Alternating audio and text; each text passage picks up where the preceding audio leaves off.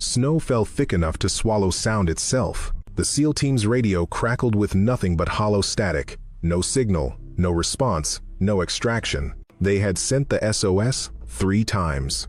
No one heard. The siege tightened in the winter twilight, dark shapes moving through the white curtain like shadows of death.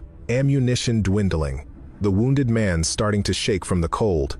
Then, in the absolute silence of snow and leaden sky, a single shot rang out. And the entire battlefield stopped. The mission brief called it low-risk reconnaissance. Lieutenant Jack Mercer should have known better. 16 years in special operations had taught him that no mission in these mountains was ever low risk, especially not in January, especially not when intelligence came from sources 3 weeks old.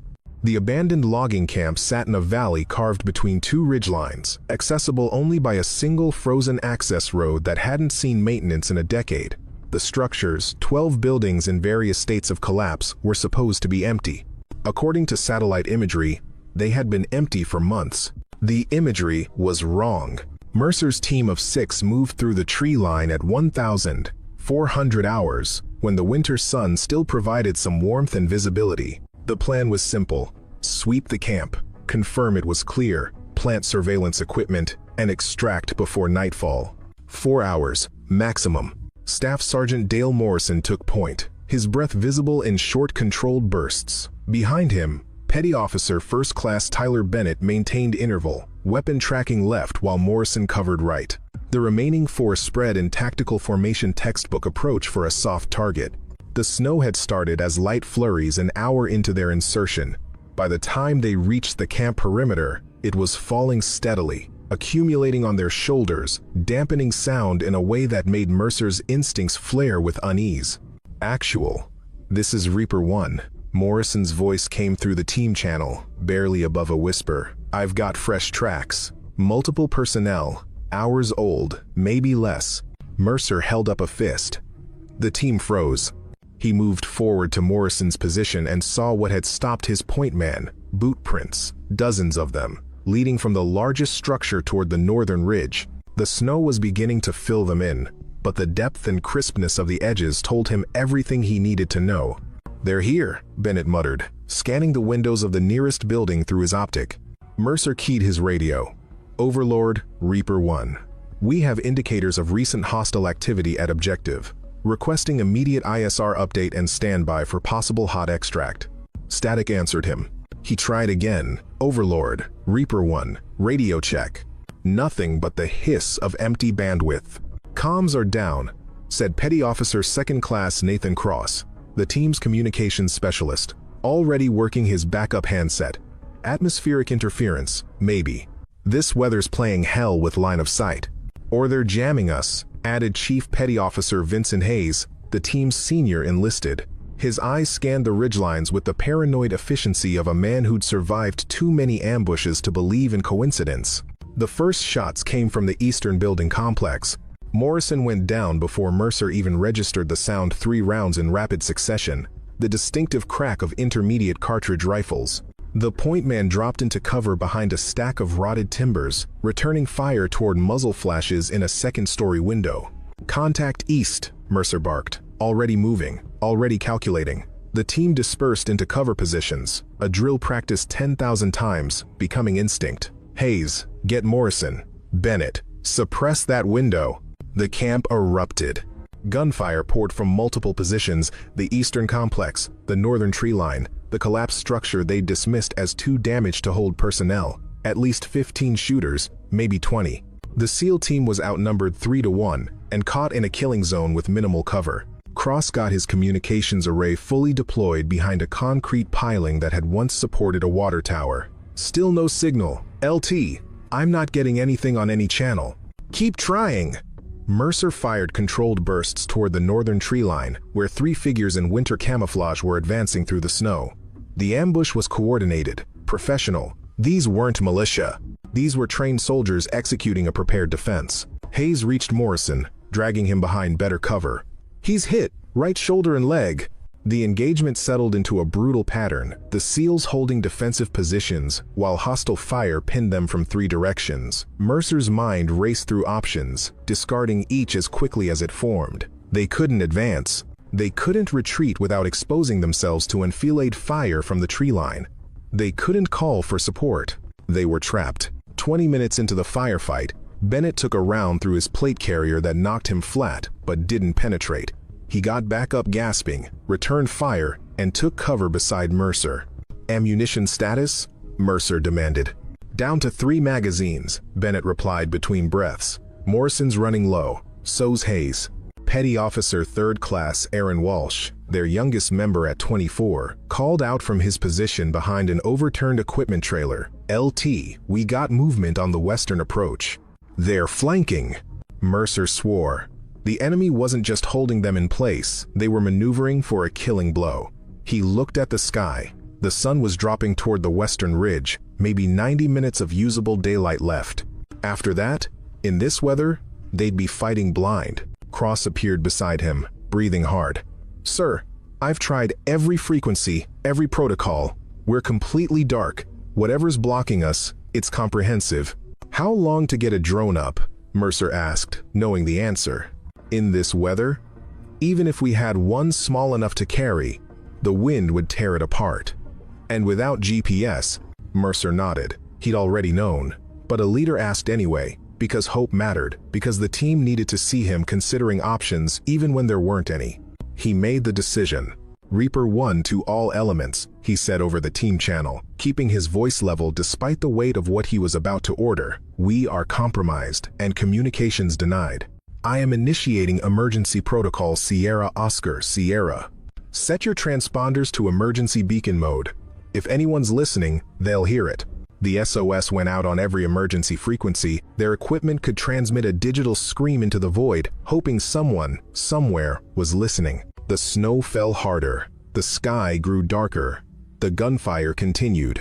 No one answered. Morrison's shoulder wound had soaked through the combat gauze Hayes had packed into it.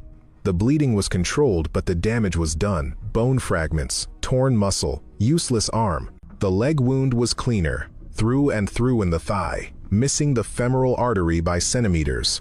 "I can still shoot left-handed," Morrison said through gritted teeth, proving it by firing 3 rounds at a target trying to advance from the eastern complex. 1 hit. The figure dropped. "Save your ammunition," Mercer ordered. "We're in conservation mode now." The team had consolidated into a defensive cluster using the largest intact structure as a backstop, a concrete equipment shed with 3-foot walls and no roof. It provided cover from 3 directions, but left them exposed to the north, where the enemy was strongest. Bennett made the count. 18 hostiles visible, probably more in reserve. They're not pressing hard because they don't need to, they can just wait for dark. He was right. The enemy had time, numbers, and position. The SEALs had diminishing ammunition, a casualty who couldn't move quickly, and no reinforcements coming. Mercer tried the SOS again. The transponder beeped its steady pattern. Emergency, emergency, emergency, broadcasting into snow and static. He watched the handset's display, willing it to show some sign of acknowledgement. Nothing. "Sir." It was Walsh, the young petty officer whose first deployment had been 18 months ago. His voice carried an edge Mercer had heard before, in other young men facing their first taste of genuine mortality. Not quite panic. Not yet, but close. "Sir, what if nobody's in range? What if?" "Then we hold until someone is." Mercer cut him off, not unkindly. "We've been in worse." It was a lie. They all knew it was a lie. But it was the lie a leader told, and Walsh seemed to steady slightly. Hayes moved to Mercer's position, keeping low. The chief's face was weathered, hard, showing nothing. But his eyes told a different story, the calculation of a veteran who could count ammunition and estimate enemy strength and knew exactly where those 2 numbers intersected. "Jack," he said quietly, using Mercer's first name because they'd served together long enough that rank sometimes took a back seat to friendship. "We need to talk about options." "I'm listening." "We've got maybe 45 minutes of shooting light left. After that, thermals will pick us up like Christmas lights, but we won't see shit. Morrison can't move fast. If we try to break out, we'll be cut down in the open. And if we stay? Hayes gestured at their defensive position. We might hold through the night. Might. But come dawn, we're dry on ammunition, and they'll finish it. Mercer studied the terrain, looking for something they'd missed, some tactical advantage they could exploit. There was nothing. The logging camp had been designed for timber operations, not defense. Every sightline favored the attackers. What about holing up in one of the buildings, Bennett suggested. Strong point defense? They'll burn us out or collapse it on our heads, Hayes replied. These structures are decades old and half-rotted. Cross checked his communications equipment again, a ritual he'd repeated every 5 minutes since they'd been engaged. Still nothing, LT. The jamming or whatever it is isn't letting up. A burst of automatic fire kicked splinters from the concrete near Walsh's head. He ducked, returned fire, then called out, "They're testing us, seeing how much we've got left." Mercer made a decision he'd been delaying. All right, new defensive plan. We move to the northern structure, the half-collapsed one they hit initially. It's got better cover from enfilade fire, and there's a basement level according to the imagery. We go mobile defense, keep them guessing about our position, and drag this out as long as we can. That's not a plan, Jack, Hayes said. That's just dying slower. It's buying time. For what? Mercer looked at him directly. For the miracle we're going to need. They moved under covering fire. Morrison supported between Hayes and Walsh, leaving blood drops in the snow that would be covered within minutes by the intensifying storm. The wind had picked up, driving the snow horizontally, reducing visibility to less than 50 meters. Small mercies. The enemy fire slackened during the movement. Either they couldn't see the SEALs through the weather, or they were content to let them reposition into what was obviously a poor defensive location. Mercer suspected both. The northern structure was worse than he'd hoped. 3 walls standing, the 4th completely collapsed, rubble everywhere, and a basement access that was partially caved in. But it was shelter, and it gave them angles on the approaching enemy that their previous position hadn't. Morrison was laid in the most protected corner, his breathing shallow but steady. Walsh distributed the remaining ammunition, 3 magazines for Mercer, 2 for Bennett, 3 for Hayes, 2 for Cross, 1 for Walsh himself. Morrison had 4 rounds left in his current magazine, 37 magazines total when they'd inserted. They were down to 13. Could be worse, Bennett said, attempting humor that fell flat in the cold air. How? Walsh asked. Bennett thought about it. Could be snowing harder? As if summoned by the comment, the snowfall intensified further, the world beyond their broken walls becoming a white void punctuated by the dark shapes of surrounding structures. Mercer tried the SOS one more time. He watched the transponder's light blink its pattern, listened to the static, felt the weight of command settling on his shoulders like the snow settling on the roof beams above them. "Reaper 1 to any station," he said into the void, knowing it was futile but unable to stop himself. "We are 6 personnel, 1 urgent casualty, pinned by superior force at grid November Lima 472831. Ammunition critical. Request immediate air support or extraction. Authentication code Tango Romeo 779er. Please acknowledge." The radio hissed with empty bandwidth. Hayes put a hand on his shoulder. No words, just pressure, acknowledgement, solidarity. The light was failing. The temperature was dropping. The enemy was closing in. Mercer looked at his team, 5 faces reflecting varying degrees of fear, determination, and resignation. They were good men. They'd trained together, deployed together, trusted each other with their lives 100 times. This time, trust might not be enough. "If we don't get a miracle," Walsh said quietly, voicing what they were all thinking, "we die here." Mercer wanted to contradict him, wanted to offer reassurance, confidence, the steady leadership that had carried them through a dozen operations, but he'd never lied to his men about the stakes. "Yeah," he said, "we might." The snow fell. The radio remained silent. The darkness grew. And somewhere, miles away in a place they couldn't see and didn't know existed, someone was listening. The observation post was 10 miles northwest of the logging camp, situated on a granite outcropping that jutted from the ridgeline like a broken tooth. It had taken Captain Sarah Brennan 3 days to reach it, moving alone through terrain that would kill most soldiers in half that time. She'd been alone for 68 days. The mission parameters had been clear: deep reconnaissance, long duration, communications restricted. She was to observe troop movements along the northern corridor, document patterns, and report only in emergency situations or at scheduled intervals. Her presence was classified at the highest levels. As far as any operational unit knew, she didn't exist. Her equipment was minimal: a ghillie suit adapted for winter operations, a rifle built for extreme range precision work, a communications suite configured for burst transmission only, and supplies calculated down to the calorie to last 90 days without resupply. 68 days in, she was on schedule. 22 days remained before her extraction window. Everything was proceeding according to plan. Then she'd intercepted the SOS. It had been weak, barely registering on her receiver's lowest band, a digital signal that her equipment almost classified as ambient noise.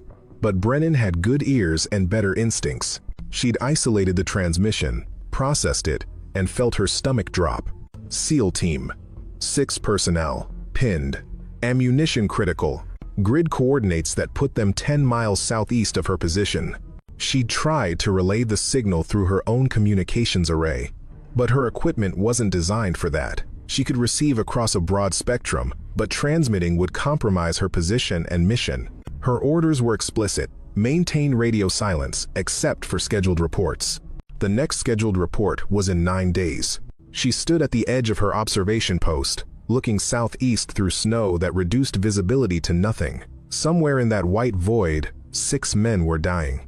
Brennan was 32 years old. She'd been in Army Special Operations for 11 years, a sniper for 8. Her record included confirmed eliminations at ranges that other shooters considered impossible. She'd operated in 17 countries across 4 continents. She was one of 12 women in a unit that didn't officially exist. She was also alone, miles from the nearest friendly forces, with no transportation, no support, and orders that explicitly forbade intervention in tactical situations outside her mission parameters.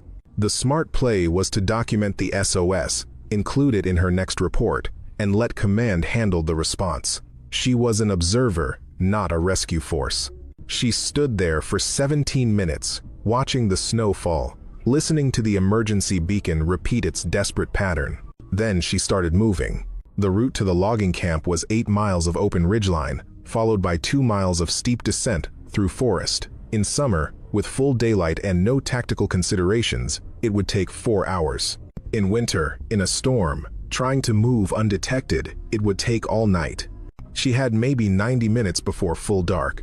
Brennan moved fast, not reckless. A special operations soldier never moved recklessly, but with the controlled urgency of someone who understood time was the enemy as much as any hostile force. Her ghillie suit caught on branches and rocks. Snow accumulated on her shoulders, and her breathing came harder as she pushed the pace. She carried 47 pounds of equipment. Her rifle alone weighed 19 pounds, a custom-built precision system chambered in .338 Lapua Magnum, designed for engagements beyond 1,500 meters.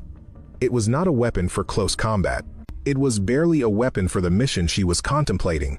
The terrain fought her. Twice she had to detour around cliff bands that appeared suddenly in the whiteout conditions. Once she broke through thin ice, covering a stream, and soaked her right boot to the ankle, a potentially fatal error that she'd have to manage before the water froze solid. She kept moving. The SOS continued its broadcast. She checked the signal strength periodically, still weak, but steady. They were alive. For now, at 1,620 hours, as the sun touched the western ridgeline, Brennan reached a vantage point that gave her eyes on the valley. The logging camp was a dark smudge against white terrain, barely visible through the storm. She could see muzzle flashes sporadic, from multiple locations. The fight was still active. She found a position behind a split boulder that provided cover and a stable shooting platform, then began setting up her rifle. The routine was automatic: bipod extended, rear bag positioned, scope covers removed, elevation and windage turrets checked. Then, she looked through the optic and saw the situation clearly for the first time. The SEAL team had consolidated into a northern structure, clearly visible even through the snow because of their thermal signatures. They were surrounded on 3 sides by hostile forces. She counted 23 distinct heat signatures pressing the perimeter. The range to the nearest hostile position was 3,100 meters.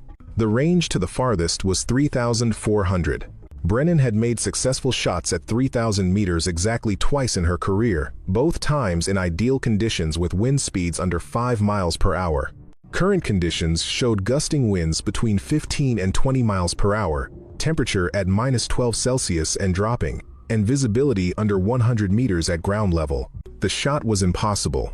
She began calculating it anyway. Wind speed and direction: south-southwest at 17 miles per hour, gusting to 23. Compensate left, 7.3 mils.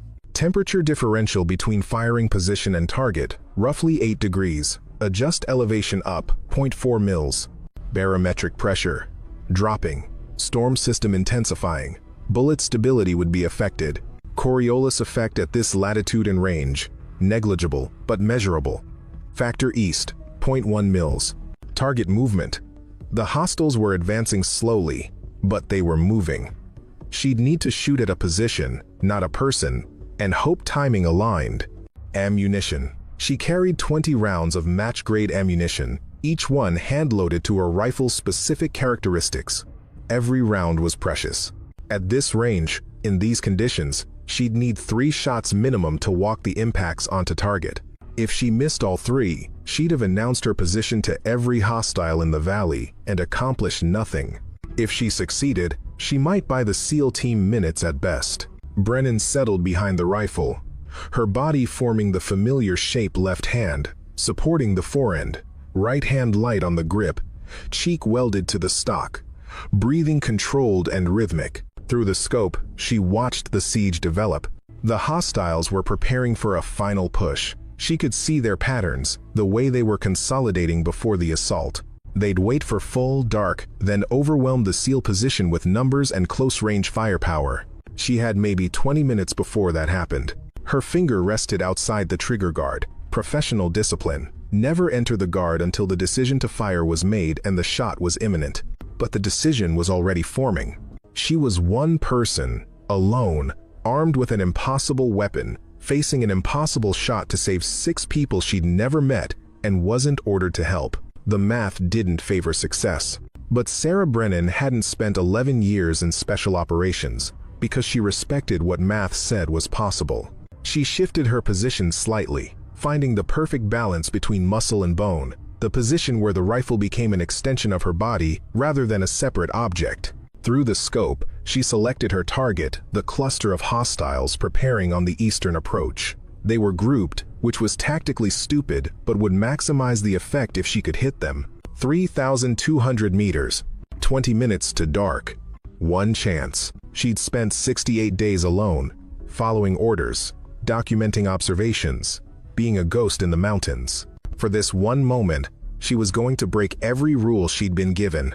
Brennan took a breath, then another, settling into the rhythm that would steady her shot. Not yet, but soon. The mathematics of extreme-range shooting existed in a space between physics and faith. Sarah Brennan knew the physics intimately: ballistic coefficients, sectional density, environmental factors that transformed a bullet's path from a straight line into a complex arc affected by a dozen variables simultaneously. She could calculate drop at 3,000 meters to within inches, given perfect data. But data was never perfect.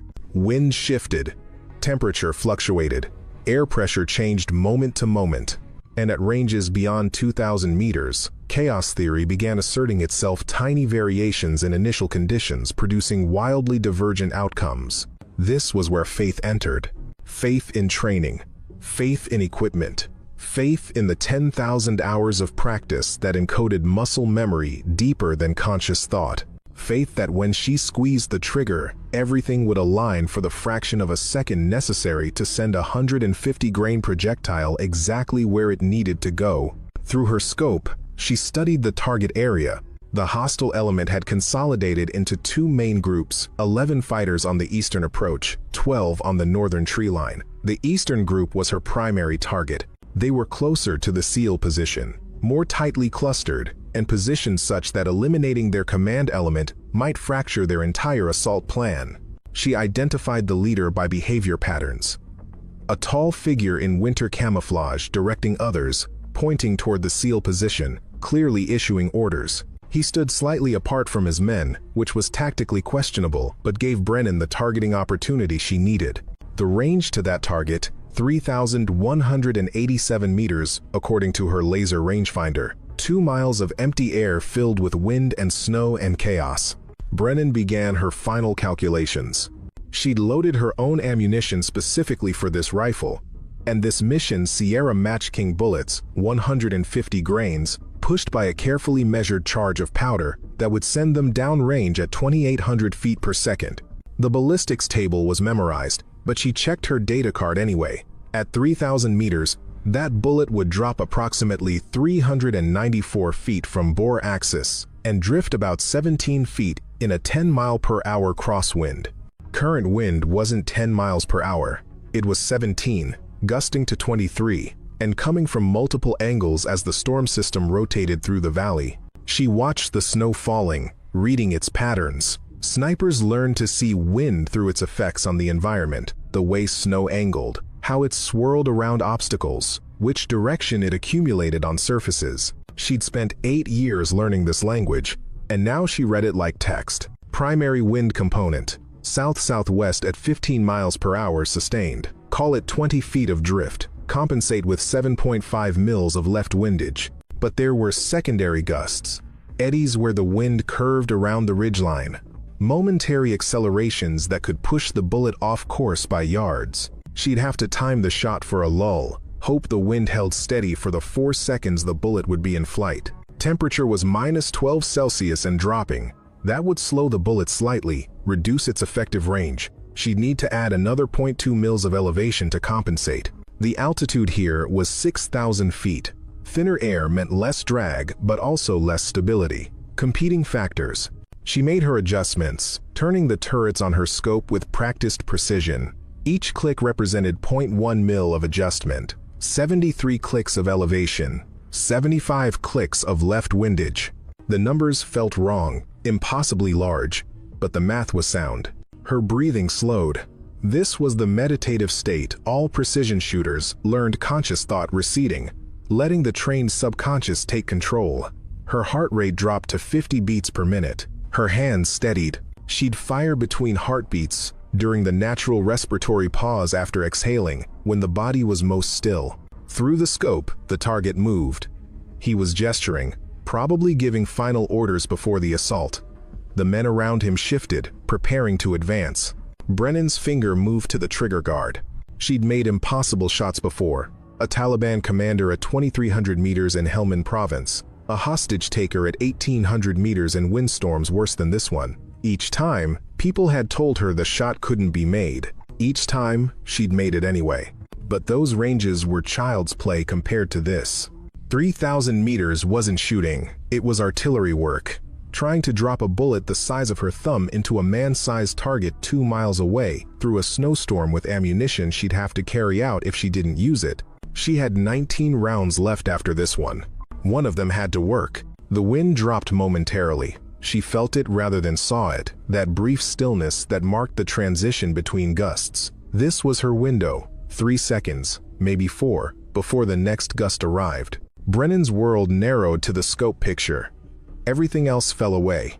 The cold biting through her clothing, the exhaustion from 8 miles of hard movement, the awareness that she was violating direct orders and potentially compromising a critical intelligence mission. None of it mattered. Only the shot mattered. Her finger touched the trigger. The first stage of pressure came automatically, taking up the slack. The second stage was where the real precision lived, steady increasing pressure until the sear released and the firing pin dropped. But she didn't fire. Not yet. The target shifted again, moving slightly to his right. She tracked him, keeping the crosshair centered on his chest. At this range, the bullet would arrive 4 seconds after she fired 4 seconds for him to move. Crouch, step behind cover. She'd have to lead the target, shoot where he would be, not where he was. Her subconscious calculated the vector. He was moving right to left at approximately 1 meter per second. In 4 seconds, he'd move 4 meters. She adjusted her aim point, placing the crosshair 4 meters ahead of his current position, trusting he'd maintain that pace and direction. The wind held steady. This was the moment. Brennan's breathing stopped. Her finger increased pressure, but still she didn't fire. Something was wrong. Some instinct honed over 8 years of precision shooting was whispering that the shot wasn't right, that some variable was off, that pulling the trigger now would result in a miss. She forced her conscious mind to examine what her subconscious had noticed. The temperature. It wasn't -12 anymore, it was dropping faster than she'd calculated as the storm intensified. -14, maybe -15. That would slow the bullet more, require more elevation compensation. She added another 0.3 mils, turning the turret without taking her eye from the scope. Her finger applied pressure. The trigger broke clean, the way a good trigger should: no creep, no over travel, just a crisp release that she barely felt. The rifle recoiled. The suppressor tamed most of the muzzle blast, but the sound was still sharp in the cold air, a crack that echoed off the rocks around her position. Through the scope, she watched. 4 seconds was an eternity.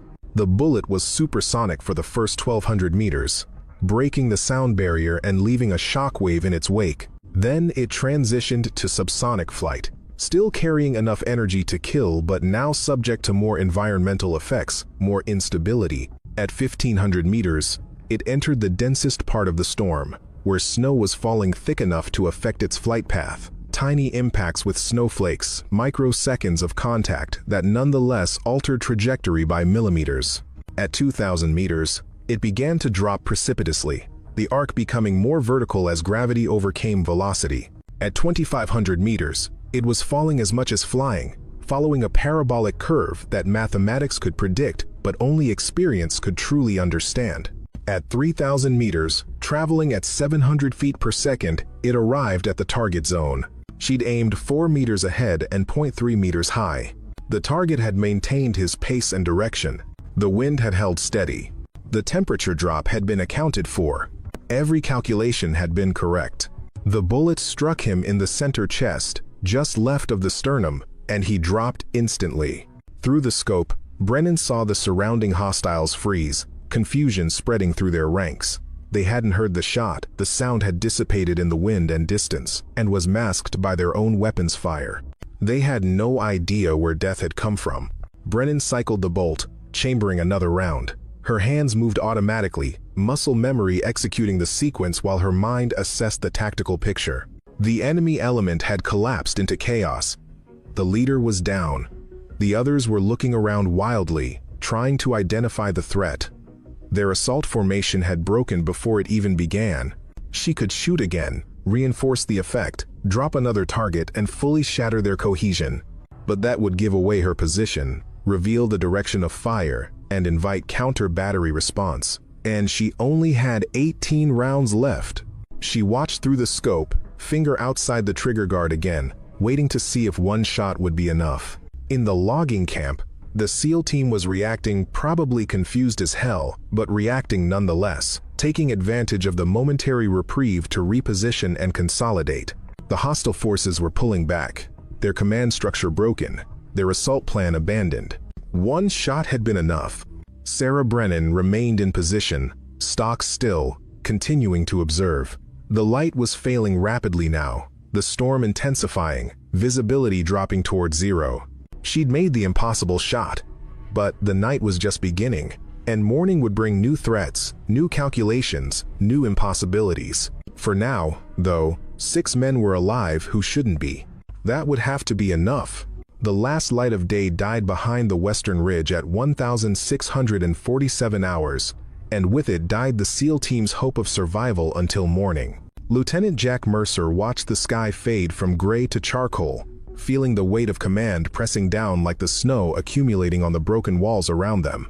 Morrison's breathing had become shallow and rapid signs of shock setting in despite the emergency medical care Hayes had administered. The temperature was dropping fast, well below freezing now, and none of them were equipped for a static defense in winter conditions. "Contact front," Hayes called out, his voice measured despite the situation. Multiple personnel advancing from the eastern position.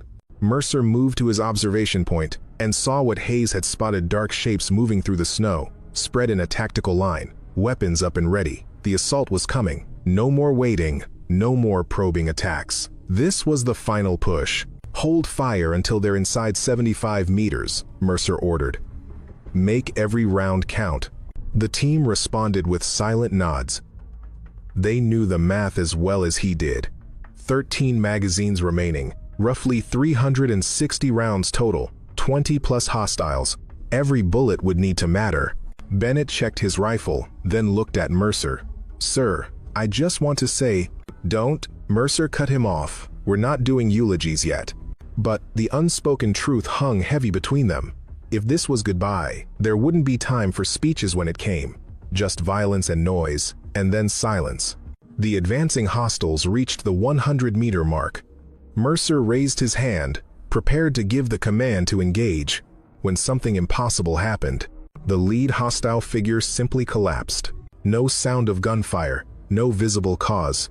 The man was walking forward, weapon ready, and then he was down in the snow, not moving. The entire enemy formation stopped. Mercer blinked, certain he'd misidentified what he'd seen. But no, the man was definitely down, and the others were reacting with confusion, looking around, trying to identify a threat they clearly couldn't see. "What the hell?" Bennett breathed.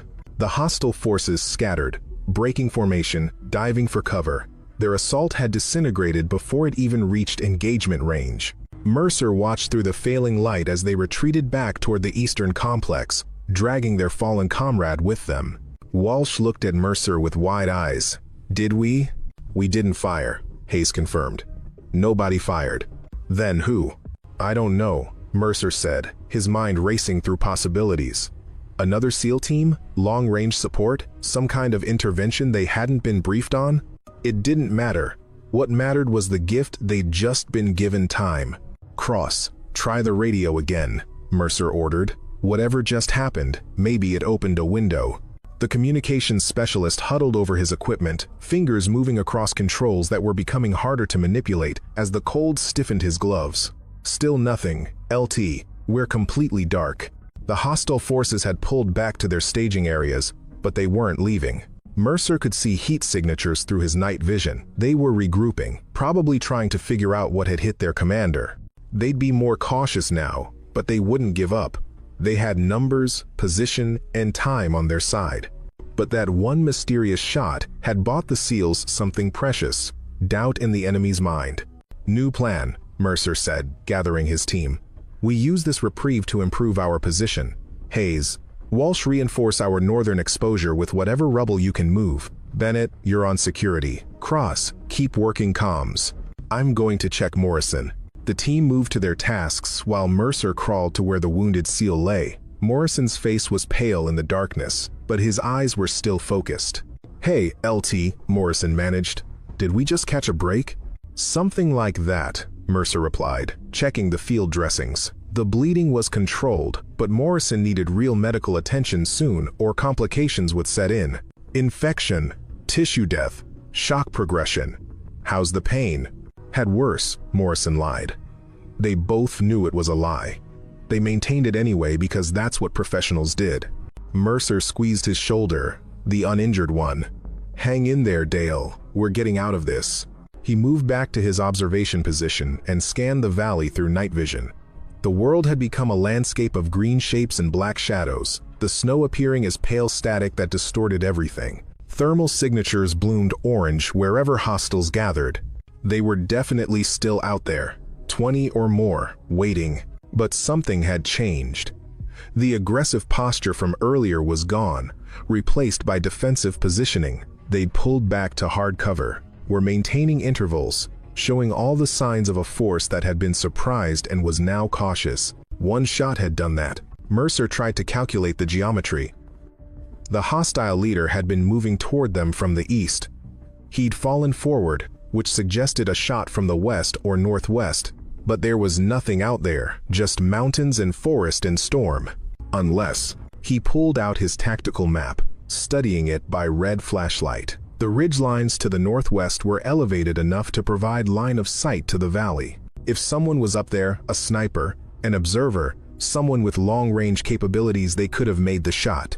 But the range would be enormous. 2 miles minimum, probably more. In these conditions, that shot was borderline impossible. Borderline didn't mean absolutely impossible. "Bennett," he called out softly. "You thinking what I'm thinking?" The younger man had been scanning the ridgelines with the same suspicious focus. "If someone's up there, they just saved our ass. Question is, whose side are they on?" It was a valid concern. Friendly forces would have announced themselves, would have been in the tactical loop, would have coordinated. This shooter was Ghost, unknown, operating outside any command structure they knew about. But that Ghost had killed a hostile leader and disrupted an assault that would have overrun the SEAL position. For now, that made them friendly. "We need to signal," Mercer decided. "If they're watching, they need to know we're friendlies and we see what they did." "How?" Hayes asked, appearing from his work detail. "We can't risk visible light, and IR might be seen by the hostiles," Mercer considered.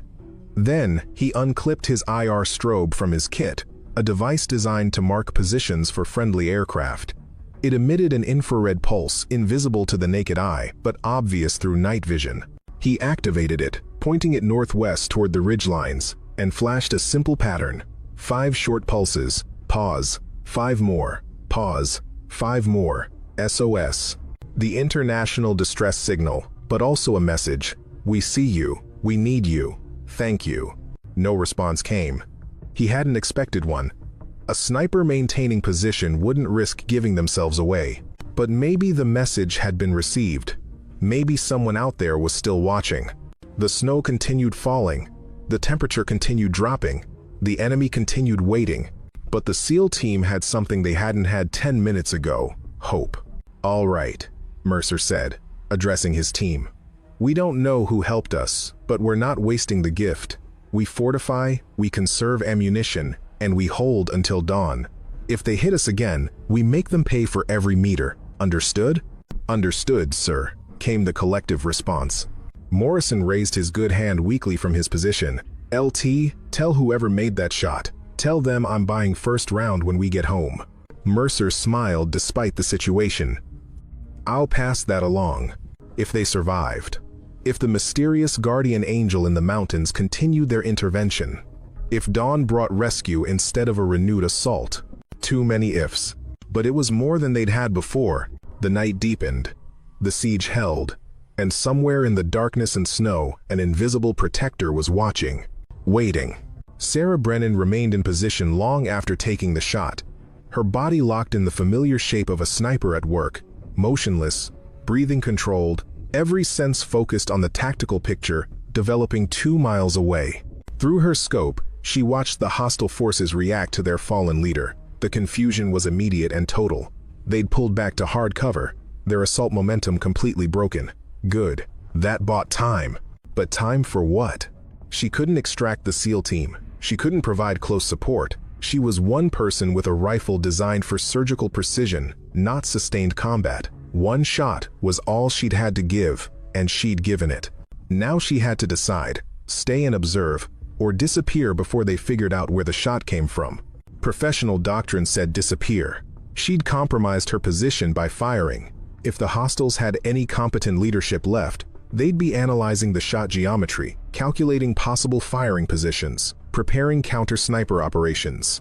Her observation post was valuable intelligence. Staying here risked losing it. But leaving meant abandoning 6 men to their fate. Brennan had spent 68 days alone, following orders that prioritized intelligence gathering over everything else. She'd watched conflicts develop and resolve without intervening. She'd documented war crimes she couldn't prevent. She'd become the perfect observer, emotionally detached, professionally objective, strategically patient. One SOS broadcast had shattered that perfect observer. Through her scope, she saw the SEAL team signaling. An IR strobe flashing in pattern SOS repeated 3 times. They'd figured out someone was watching from the northwest ridgeline. Smart. Most SEAL operators were smart. She didn't respond. Responding would confirm her position, create an expectation of continued support she might not be able to provide. Better to remain a ghost, an uncertainty that would work on the enemy's mind as much as any bullet. The tactical situation remained precarious. The hostiles had pulled back but hadn't withdrawn. They were regrouping, adapting. She counted thermal signatures, 21 remaining. spread across 3 positions. They'd lost their leader, but they still had overwhelming numbers, and they knew the SEAL team was trapped and low on ammunition. They'd attack again. Maybe not tonight, but certainly by dawn. Brennan ran calculations. She had 19 rounds remaining. At extreme range, in these conditions, she might get 3 or 4 effective shots before the hostiles adapted and took effective cover. 3 or 4 casualties wouldn't break a force that size. It would just make them angry and more cautious. She needed a force multiplier, something that would leverage her unique position and capabilities to create effects beyond simple attrition. She studied the terrain through her scope, mapping the hostiles' defensive positions against the natural geography. They'd established 3 strong points: Eastern Complex, Northern Treeline, and Western Approach. Textbook: 3-sided containment, designed to prevent escape and consolidate firepower. But textbook tactics had textbook vulnerabilities. The Eastern Complex was their main position, maybe 12 fighters concentrated there. It was built around a large logging structure that provided good cover and fields of fire. Taking it would require an assault force they didn't have. Unless... Brennan shifted her scope, examining the structure more carefully. Old lumber buildings, decades of exposure to weather, wood that had been drying out for years, probably saturated with creosote and resin, highly flammable. She had 1 incendiary round in her kit, a special-purpose munition loaded with white phosphorus that burned at over 1500 degrees and couldn't be easily extinguished. It was meant for destroying equipment, not people, but rules bent when survival was the question. If she could hit the right spot on that building, maybe the roof where old shingles and dried wood met, the phosphorus would ignite everything it touched. Fire would spread, especially in the wind. The hostiles would have to evacuate or burn. The range was 3,400 meters, even farther than her first shot, and she'd need to hit a specific 3-foot section of roof that her intelligence assessment suggested would burn fastest. It was crazy. It would also work. If she could make the shot. She checked the wind again. Sustained at 16 miles per hour, gusts to 21. The pattern had stabilized slightly as the storm system settled. Not ideal, but workable. Temperature: -15 Celsius now. That was actually helpful. Cold air was denser, which meant better ballistic performance despite the velocity loss. Target: stationary. That helped. Consequences: once she fired the incendiary, every hostile in the valley would know someone was shooting from the northwest ridgeline. They'd have time before dawn to maneuver forces toward her position. She'd have to relocate immediately after the shot, and relocation in darkness through mountainous terrain was dangerous. But the SEAL team would have breathing room, maybe enough to survive until morning, when rescue forces might arrive. Brennan made the decision. She opened her ammunition case and selected the incendiary round, instantly identifiable by its red-painted tip. The bullet was longer than her standard match ammunition, with a hollow point filled with phosphorus and an igniter compound that would activate on impact. She loaded it into the chamber, feeling the slightly different weight as she closed the bolt. New calculations. The incendiary round had different ballistic characteristics, slightly less mass, different drag coefficient. She'd need to adjust her elevation and windage to compensate. She worked through the math, making corrections that were half calculation and half intuition built from 8 years of experience. Add 0.15 mils of elevation for the lighter bullet. Subtract 0.1 mils of windage because the reduced mass would drift slightly less. The adjustments felt right. That was all she could ask for. Through the scope, she identified her exact aim point, a section of roof on the eastern complex where weather damage had created a gap in the shingles. Exposed wood beneath. Perfect target. She settled into her shooting position, finding that zone between conscious thought and trained reflex where the best shots lived. The wind patterns were shifting in a recognizable cycle. Strong gust, moderate sustained wind, brief lull, repeat. She'd need to time the shot for the lull, just like before. Brennan watched through the scope, breathing steady, finger moving to the trigger. The incendiary round was a one-shot chance. Miss, and she'd have wasted her best tactical option and revealed her position for nothing. Make it, and she'd change the entire tactical picture. No pressure. Her heart rate dropped. The world narrowed to the scope picture. Wind indicators in the snow showed her the pattern: gust fading, lull approaching. 3 seconds. She fired. The rifle recoiled. The suppressor channeled the muzzle blast.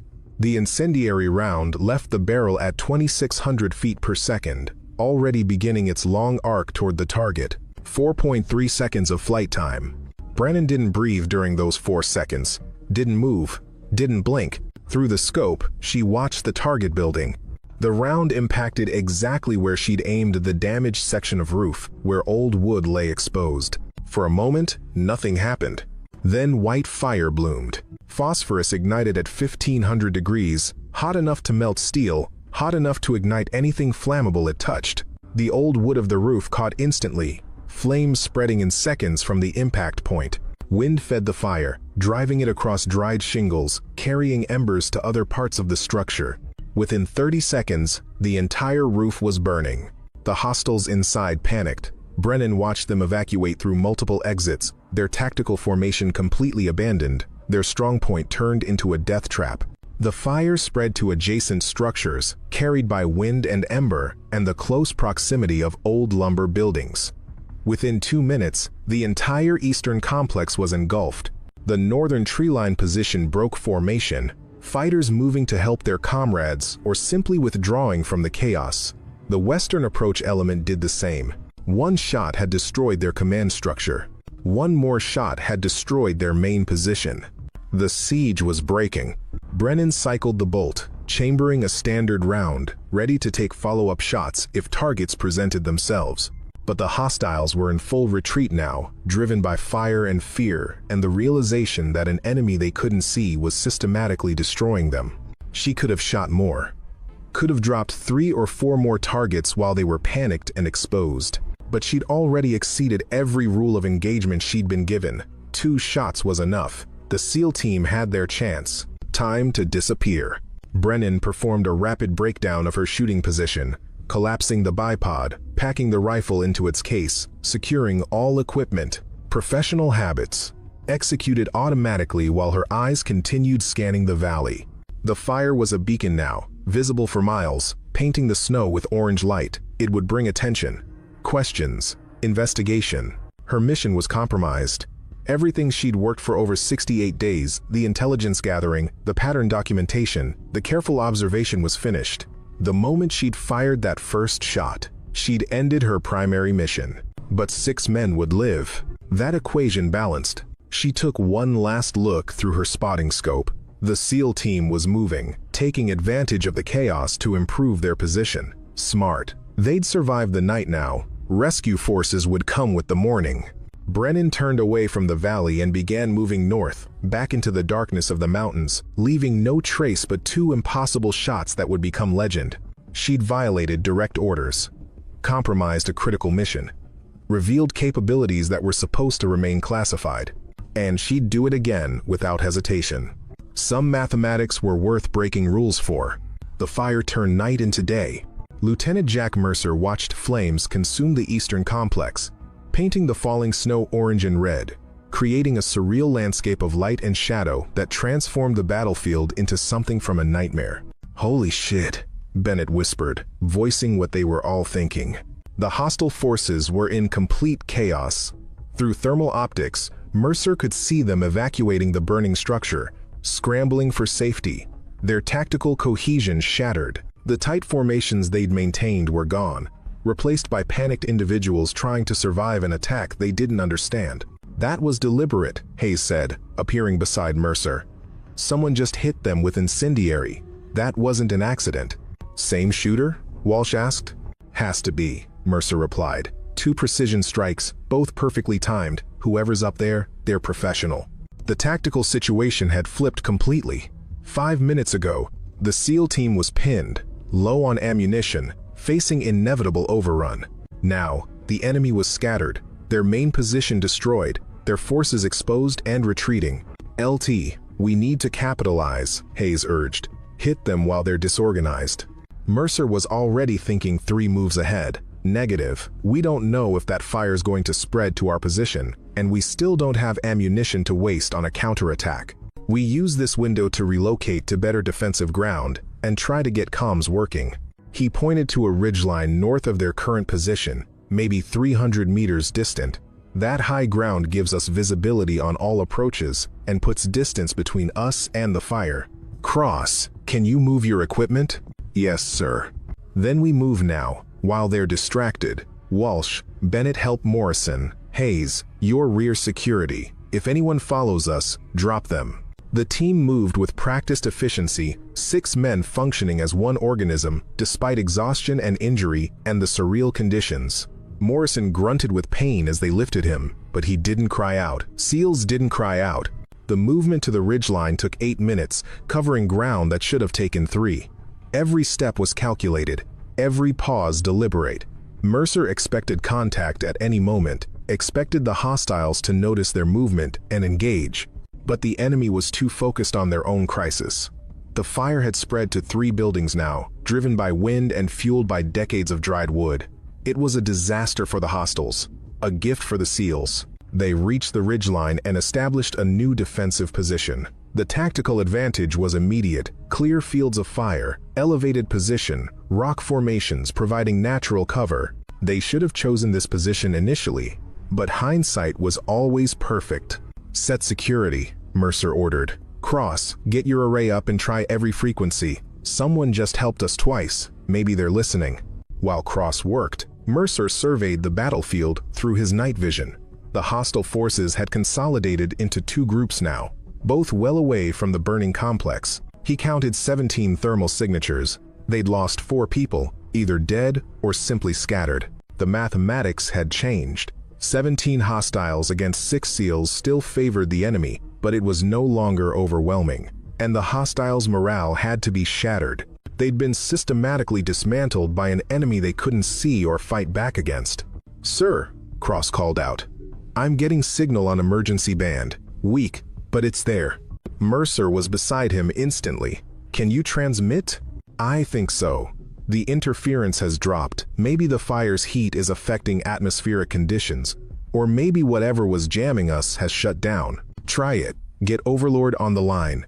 Cross keyed his handset, adjusting frequencies with careful precision. "Overlord. Overlord, this is Reaper 1 on emergency frequency Alpha 7. Do you copy? Over." Static answered. He tried again, increasing transmission power. "Overlord, Reaper 1. Reaper 1, Overlord." A voice crackled through, distant but clear. "Authentication?" Cross exchanged a look with Mercer they'd gotten through. "Tango Romeo, 779er. Mercer responded, taking the handset. "Overlord, we are 6 personnel, 1 urgent surgical, pinned by hostile forces at grid November Lima, 472831. We have been engaged for," he checked his watch, 3 hours 42 minutes. "Ammunition critical. Request immediate extraction and air support." A pause. Then, "Reaper 1. Overlord confirms your authentication. Be advised, weather has grounded all air assets in your sector. Heavy storm system. Wind speeds exceeding operational limits for rotary wing." Mercer's heart sank. "Overlord, we need extraction. We have wounded and are in sustained contact with superior force." "Copy, Reaper 1. We are monitoring your situation via satellite. Shows significant thermal activity at your location. Can you clarify?" "Overlord, hostile forces had us fixed until approximately 10 minutes ago, when unknown friendly initiated precision fire support from elevated position. Destroyed enemy command element and main defensive position with incendiary. Current status: hostiles scattered but still combat effective. We need support." Another pause, longer this time. When the voice returned, it carried a different tone, confused, uncertain. "Reaper 1. We show no friendly forces in your operational area. No air assets, no ground elements. Can you clarify your support element?" "Overlord, we don't have clarification. Someone's up there shooting at ranges over 3,000 meters. 2 confirmed hits, both precision. They're saving our lives." A long silence. Finally, "Reaper 1, we are working this at higher levels. Weather is forecast to clear by 0600. First available extraction window will be 0630. Can you hold until then?" Mercer looked at his team, at Morrison shivering despite the thermal blanket, at the ammunition count they'd already conducted twice. 11 hours until dawn, 17 hostiles still out there. "Affirmative. Overlord, we'll hold, but we need that bird at 0630 sharp. Confirmed, Reaper 1. Air assets will be on station at 0630. We're also diverting a quick reaction force, but they're 8 hours out. Your priority 1. Hold your position and stay alive. Easier said than done, Overlord. Reaper 1 out. He handed the radio back to Cross and gathered his team. Alright, here's the situation. Extraction at 0630, assuming weather clears. We have 11 hours to hold this ridgeline against an enemy that's probably going to regroup and come at us again. And our guardian angel? Bennett asked, glancing toward the northwest ridgeline. Unknown. Overlord says there are no friendly forces in the area, which means whoever's helping us is either black operations or acting independently. Either way, we can't count on them. Hayes pulled out their remaining ammunition and laid it out for counting. 7 magazines total. That's roughly 200 rounds. If they hit us hard, we'll burn through that in 10 minutes. Then we make sure they don't hit us hard, Mercer replied. We use the terrain, we use our training, and we make them pay for every attempt. The fire's going to burn for hours. That gives us light and prevents approach from the east. We focus on the other sectors. Walsh raised his hand slightly, the gesture almost apologetic. Sir, what if they just wait us out? They know we're low on ammunition. They can sit in cover until dawn and hit us when we're exhausted. It was a valid tactical concern. The enemy didn't need to attack, time was on their side. But Mercer remembered the 2 impossible shots, the systematic destruction of the enemy's cohesion. Whoever was out there in the mountains, they'd bought the SEALs more than time.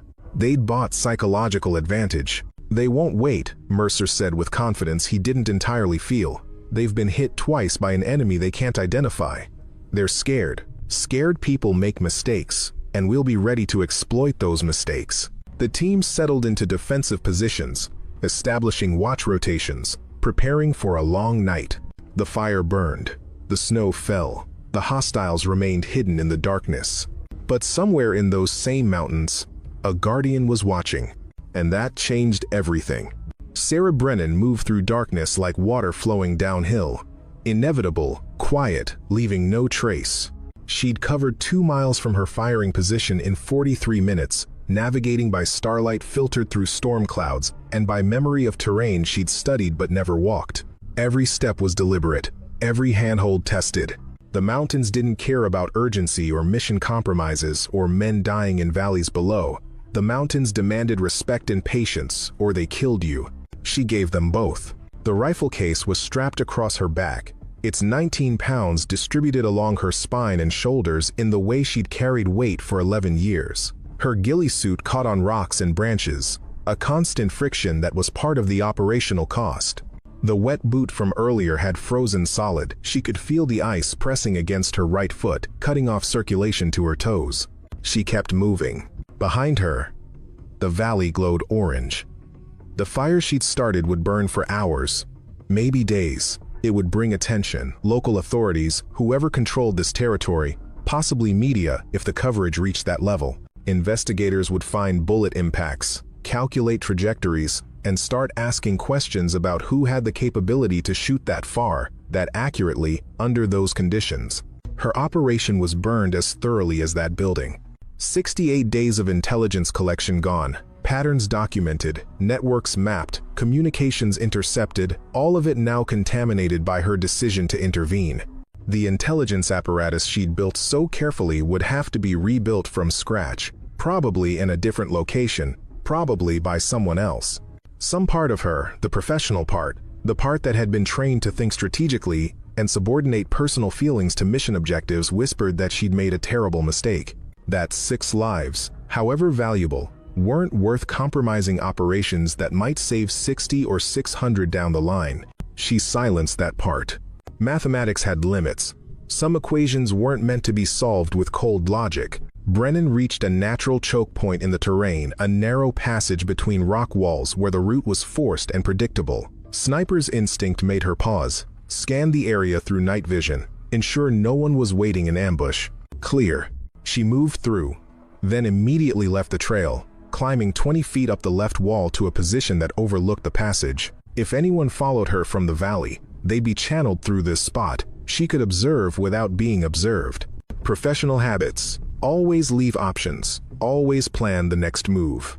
She checked her communication equipment. The burst transmitter was still functional, though using it now would be tactically questionable. Her next scheduled report wasn't for 9 days, plenty of time to assess whether she was compromised and being hunted. But Command would want to know what happened. Why their deep reconnaissance asset had suddenly gone loud. Why satellite imagery was going to show precision fire effects at extreme range that officially shouldn't exist. She could send the report now, explain her reasoning, accept whatever consequences came, or she could maintain communications discipline, finish the mission as best she could, and report at the scheduled time like nothing had changed. Brennan smiled slightly in the darkness. Like nothing had changed. She'd just saved 6 lives and destroyed a hostile strongpoint. Everything had changed. She decided to wait. The mission parameters had been clear. Report at scheduled intervals only. Breaking that protocol now would just create more complications. Command would figure it out from satellite imagery anyway. They didn't need her explanation in real time. The wind shifted, bringing the smell of burning wood and something else, cordite, maybe, or the distinctive chemical scent of phosphorus that had ignited that incendiary round. The fire was miles behind her now, but the smoke carried far in the cold air. She stayed at her observation post for 30 minutes, watching the approach route, ensuring no pursuit was developing. The valley remained distant, the fire aglow on the horizon, the mountains silent except for wind. No one was following. Satisfied, she climbed down and continued north, putting more distance between herself and the compromised operation area. Her extraction point was 40 miles away, a clearing where a helicopter could land, designated for emergency use only. She'd covered the route during her insertion, memorizing landmarks, calculating times. In optimal conditions, it was a 4-day movement. These weren't optimal conditions. Storm intensifying, injured foot from the ice immersion, equipment weighing her down, and a tactical situation that was unclear. Were hostiles searching for her? Would Command send extraction early? Should she risk the designated point or find an alternative? Too many variables. She'd solve them as they developed. For now, move north, stay alive, maintain mission capability. The night consumed her, the storm erased her tracks, and the mountains swallowed all evidence of her passing. Behind her, 6 men were alive because of her decision. Ahead, consequences waited that she couldn't predict. She'd made her choice. She'd live with it. In the valley, the fire burned lower, but still bright. The SEAL team held their defensive position, waiting for dawn and extraction. The hostile forces licked their wounds and planned their response. And in headquarters far away, intelligence analysts were beginning to examine satellite data that showed thermal signatures inconsistent with any known weapons system at engagement ranges that shouldn't be possible. Questions would be asked. Investigations launched. Someone would want answers. But the sniper who'd fired those shots was already gone. A ghost in the mountains, leaving behind only 2 impossible acts of precision and the legend that would grow from them. Sarah Brennan moved through the darkness, heading north, leaving no trace. Just another shadow among shadows. Just another truth that would remain classified for decades, if it was ever acknowledged at all. The mountains kept their secrets well. The extraction came at 0638 hours, 8 minutes late, but close enough to count as perfect in military operations. Lieutenant Jack Mercer heard the helicopters before he saw them, the distinctive whop of rotors cutting through thin mountain air, a sound that meant salvation when you'd spent the night expecting to die. 2 MH-60 Blackhawks came in low and fast, their approach covered by door gunners with weapons trained on the valley below. They settled into the landing zone the SEAL team had marked with IR strobes, rotors whipping snow into horizontal sheets. "Move! Move! Move!" Mercer ordered, and his team executed the evacuation drill they'd practiced countless times. Morrison was loaded first, medics immediately starting treatment even as the aircraft lifted. The remaining SEALs boarded the second helicopter, weapons still trained outward, covering sectors until the last man was aboard. Mercer took a final look at the valley as the helicopter gained altitude. The fire had burned itself out, leaving the eastern complex a smoldering ruin. The hostile forces, what remained of them, had withdrawn during the night, probably evacuating once they realized reinforcements were inbound. The siege was over. They'd survived. The flight to Forward Operating Base Sentinel took 43 minutes. Mercer spent it writing his after-action report in his mind, trying to frame events in a way that wouldn't sound insane. They'd been saved by an unknown shooter firing from impossible ranges under impossible conditions. How did you put that in an official document? At Sentinel, they were met by medical teams, intelligence officers, and a full-bird colonel who looked like he'd had about as much sleep as the SEAL team. Colonel Marcus Webb was Special Operations Command's senior officer in theater, and he radiated the kind of controlled intensity that came from managing classified operations across a hostile region. "Lieutenant Mercer," he said, returning the SEAL's salute, "glad you made it out. Your men are being debriefed separately. I need you to walk me through exactly what happened out there." They moved to a secure briefing room where Mercer laid out the timeline.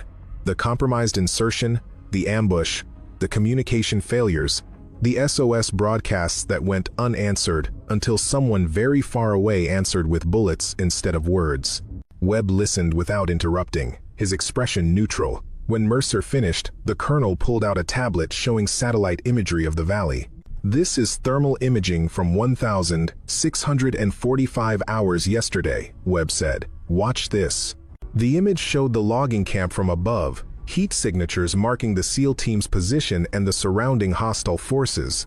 Then, at precisely 1,647 hours, one of the hostile signatures simply disappeared, the thermal bloom of a living human replaced by the cooling signature of a corpse. "That's your first shot," Webb confirmed. "Satellite track shows no other friendly forces within 10 miles. Whoever made that shot was operating alone from." He zoomed out, drawing a line from the valley to the northwest ridgeline. "Here, 3,187 meters, in a snowstorm, in failing light." "Yes, sir," Mercer said. "That matches our assessment." Webb advanced the imagery. Second shot, 1,704 hours. Incendiary round. Hits the eastern complex roof, destroys your enemy's main position, same firing location, same impossible range. He looked at Mercer directly. "Who made those shots, Lieutenant?" "I don't know, sir. We never saw them. They never communicated. They just helped. Command says we had no assets in that area." "Then, Command is either wrong or someone's operating off the books." Webb studied him for a long moment, then closed the tablet. "This conversation is now classified top secret SCI. What I'm about to tell you doesn't leave this room. Understood?" "Yes, sir. We think we know who it was." Webb pulled out a photo.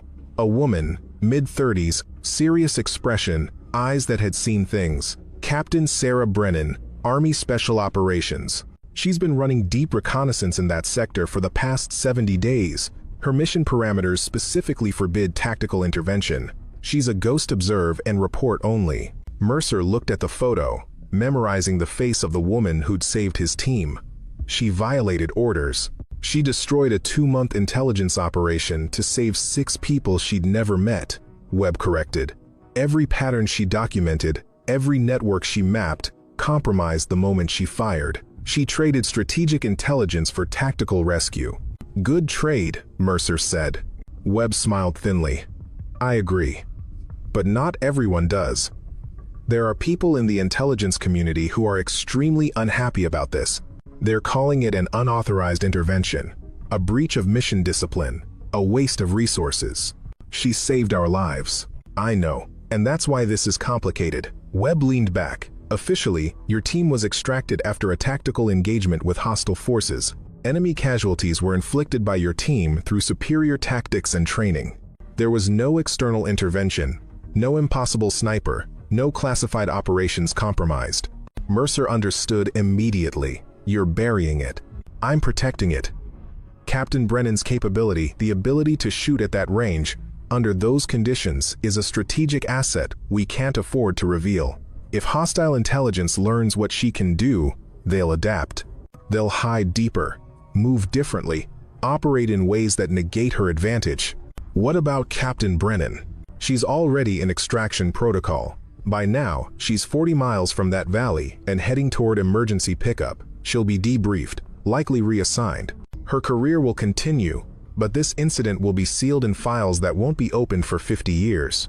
Webb stood, signaling the end of the conversation. Your team will sign non-disclosure agreements. This operation will be classified. You will not discuss it outside secure channels, and even then, only when absolutely necessary. The official record will show a successful tactical engagement and extraction, nothing more." Mercer stood as well. "And the truth, sir? The truth is that one woman with one rifle and 2 bullets saved 6 of America's elite soldiers from certain death at a range that shouldn't be possible. The truth is that sometimes breaking orders is the right thing to do. The truth is that heroes don't always get recognized." He extended his hand. "Welcome back, Lieutenant. Your team performed exceptionally under impossible conditions. Be proud of that." Mercer shook his hand, feeling the weight of everything unsaid. Outside the briefing room, his team was waiting 5 tired, battered men who'd survived something they still didn't fully understand. Morrison was already in surgery. The others had been cleared medically, fed, and given 8 hours of mandatory rest before debriefing. They gathered around Mercer, asking the same question with their eyes. "What happens now?" "We did good work," Mercer told them. "We held against superior force, completed tactical extraction, and everyone's coming home. That's what the record will show." Bennett nodded slowly. "And the angel in the mountains?" "Never existed," Mercer replied, the lie feeling wrong but necessary. But when he returned to his quarters and opened his personal kit, he found something that hadn't been there before. A small piece of metal, flattened and deformed. A bullet fragment. From the shot that had saved them. Someone, probably Hayes during the initial chaos, had retrieved it from the hostile leader's position and secreted it into Mercer's gear. Evidence. Proof. A small piece of truth that the official record would erase. Mercer held it in his palm, feeling its weight, then locked it in his personal safe. The truth might be buried, but it wouldn't be forgotten. Not by him. Not by any man who'd lived through that impossible rescue. 17 years later, in a small veterans hall outside Fort Bragg, Jack Mercer stood before an audience of military families and told a story that had officially never happened. He was older now, retired from active service, working as a consultant for special operations training. The years had added gray to his hair and lines to his face, but his eyes still carried the intensity of a man who'd seen combat and understood its costs. "We were 6 people," he said to the gathered crowd, "trapped in a valley, outnumbered 4 to 1, with no communication and ammunition running dry. By every tactical assessment, we should have died there. The math was clear." He paused, remembering the cold, the snow, Morrison's labored breathing, the certainty that dawn would never come. "But someone changed the math," he continued. "Someone we never saw, never spoke to, never thanked. Someone who was miles away, alone, operating in conditions that should have made their shot impossible. They fired twice, 2 rounds. And those 2 rounds saved 6 lives." The audience was silent, listening. "We never learned their name," Mercer said, which was technically true officially. He'd never learned it. "We never saw their face. But I want everyone here to understand something. There are people out there, right now, doing impossible things to keep you safe. They won't get medals, they won't get recognition. Their actions will be classified for decades. But they're real, and they matter." After the presentation, a young woman approached him mid-20s, serious expression, a bearing that suggested military training. "Mr. Mercer," she said, "I'm Lieutenant Emma Brennan, Army. My mother asked me to give you this." She handed him an envelope. Inside was a photograph, a woman standing on a mountain ridge, rifle in hand, looking toward the camera. The woman from the classified briefing 17 years ago, Sarah Brennan. Older now, but the same intense eyes. On the back of the photo, a single sentence in precise handwriting. "Morrison still owes me that drink, SB." Mercer smiled, feeling something tight in his chest release. She'd survived, continued serving, raised a daughter who'd followed her into military service. "Your mother?" he started. "I know what she did," Emma interrupted. "She told me when I joined special operations. Said I needed to understand that sometimes the right decision isn't the authorized decision. That capability without conscience is just violence. But conscience without capability is just philosophy." She met his eyes directly. "She said you were worth it. All 6 of you. that she'd make the same choice again without hesitation. Is she retired now, living in Montana, teaching people how to shoot at ranges they think are impossible? Emma smiled slightly. She still holds the record for longest confirmed elimination. Nobody's matched it. Most don't believe it's real. Mercer nodded slowly. Tell her that Morrison made colonel. Hayes retired and became a teacher. Bennett's training SEALs. Walsh married, has 3 kids. Cross works counterterrorism. And I spend my time making sure the next generation understands that sometimes heroes are people you'll never meet. I'll tell her, Emma promised. After she left, Mercer walked outside into cold winter evening. Snow was falling, light flurries, nothing like the storm that day 17 years ago, but enough to make him remember. Somewhere in Montana, a woman he'd never thanked was watching snow fall from her own perspective. Somewhere in classified files, the truth of what happened was locked away from public knowledge. But in memory, in stories passed down through military communities, in the quiet knowledge of a small group of soldiers who'd survived what they shouldn't have, the truth lived.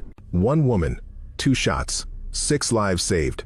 The official record would never acknowledge it. Security classifications would keep it buried for decades more. But Jack Mercer knew, and knowing was enough. He looked up at the sky, at the snow falling in the cold evening, and whispered words that would never appear in any after-action report. Thank you. The snow fell. Somewhere, an old promise was kept. And in the space between official history and lived truth, a ghost continued to watch over those who needed her most. From Special Operations Command Historical Archives to Defense Department Public Records, Declassification Authorization, Operation Ghost Witness. Date: the 15th of January 2048.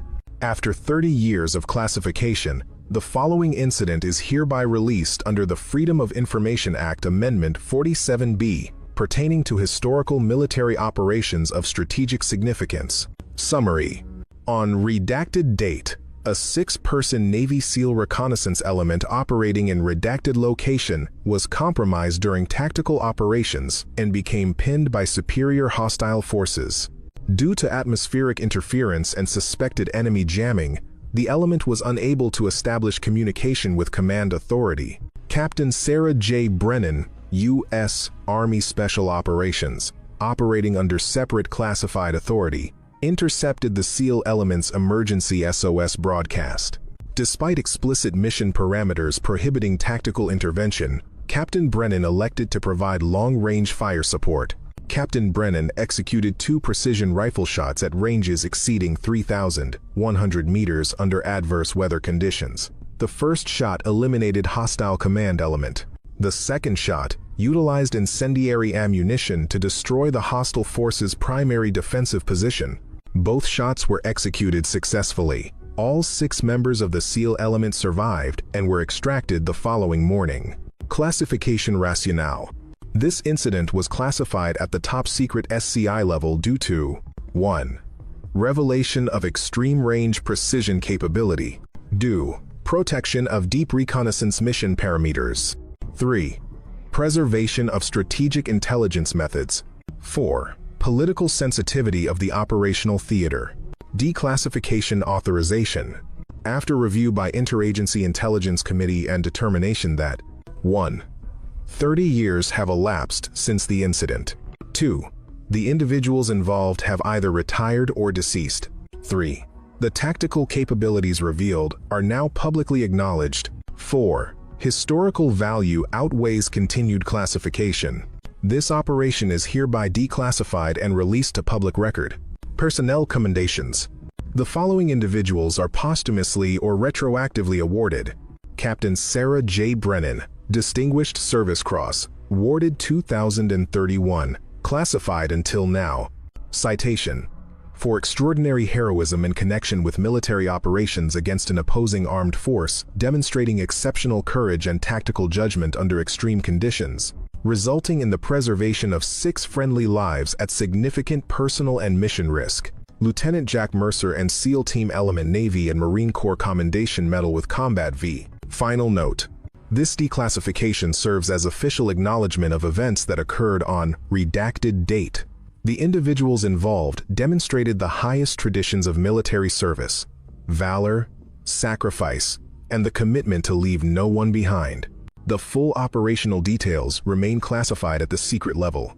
This summary represents the maximum disclosure authorized at this time. End document. In a small house in Montana, an 80-year-old woman with silver hair and steady hands read the declassification notice on her computer screen. She smiled slightly, then closed the laptop. Outside, snow was falling. It reminded her of another time, another mountain, another impossible decision that had turned out to be the only possible one. She walked to her mantel and picked up a photograph, 6 men in their 20s, standing together, alive because she'd broken every rule she'd been given. On the back, written in a dozen different hands over 17 years, "Thank you, Jack. You saved us all. Dale, never forgotten. Vincent, best shot I never saw. Tyler, heroes exist. Nathan, we owe you everything. Aaron." Sarah Brennan placed the photo back carefully, then returned to the window, watching snow fall over mountains that kept their secrets well. Some truths took 30 years to acknowledge, but they were truths nonetheless. And that, finally,